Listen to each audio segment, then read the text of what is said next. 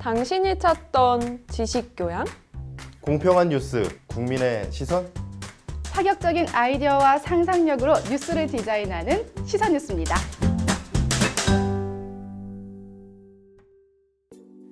안녕하세요. 건강프라임 김병용입니다. 요즘같이 춥고 건조해진 날씨에는 입이 마르거나 목이 답답해져 물을 많이 마시게 됩니다. 하지만 같은 양의 물을 마셔도 유난히 화장실을 자주 가는 사람이 있는데요. 만약 잦은 변뇨 활동으로 인해 생활에 불편을 느낀다면 과민성 방광을 의심해봐야 합니다. 오늘 건강프라임에선 과민성 방광에 대해 알아보겠습니다. 과민성 방광이란 소변이 갑작스럽고 급하게 마려운 질환을 말합니다.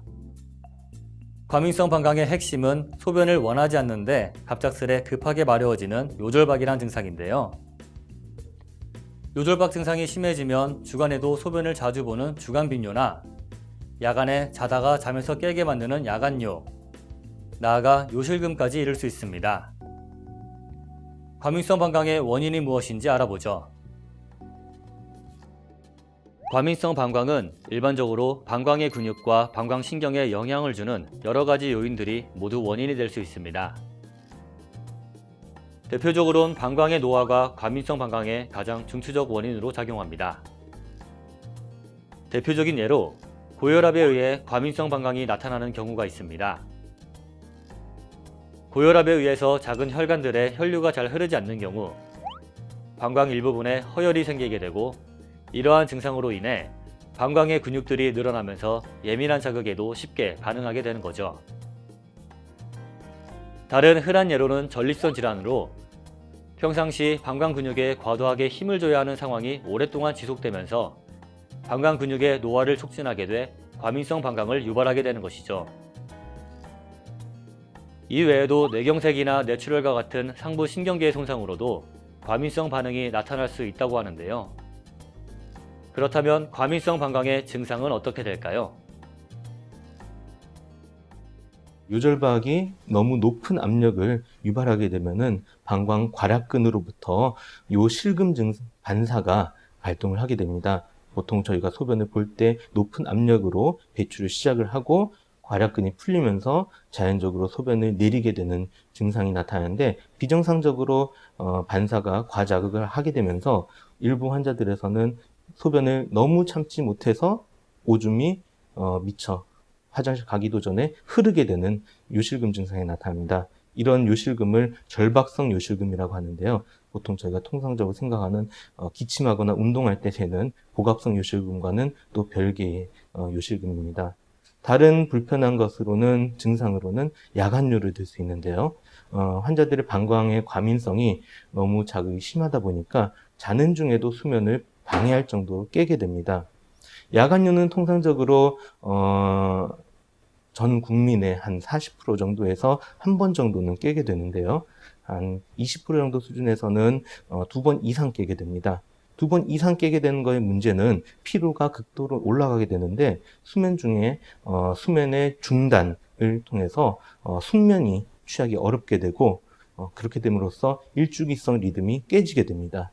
그러면 일주기성 리듬이 깨짐으로써 피로가 착복되고 또 당뇨나 고혈압 같은 합병증이 더 악화될 수 있고, 심지어는 간암과 같은 대사성 암들이 나타날 수도 있습니다.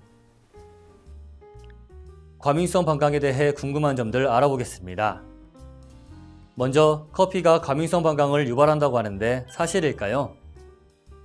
보통 커피는 이뇨작용으로 소변량을 증가시키게 되는데, 이러한 증상 때문에 커피가 과민성 방광을 유발한다고 오해하곤 합니다.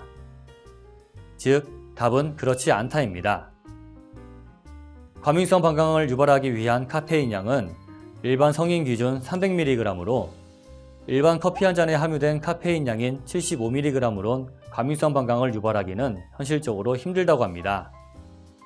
하지만 커피를 연달아 서너 잔 음수하거나 고카페인 음료를 연달아 마시는 경우에는 다량의 카페인이 축적돼 과민성 방광에 영향을 줄 수도 있다고 하니 주의가 필요합니다. 다음, 과민성 방광이 방광암을 유발하기도 할까요? 그렇지 않습니다.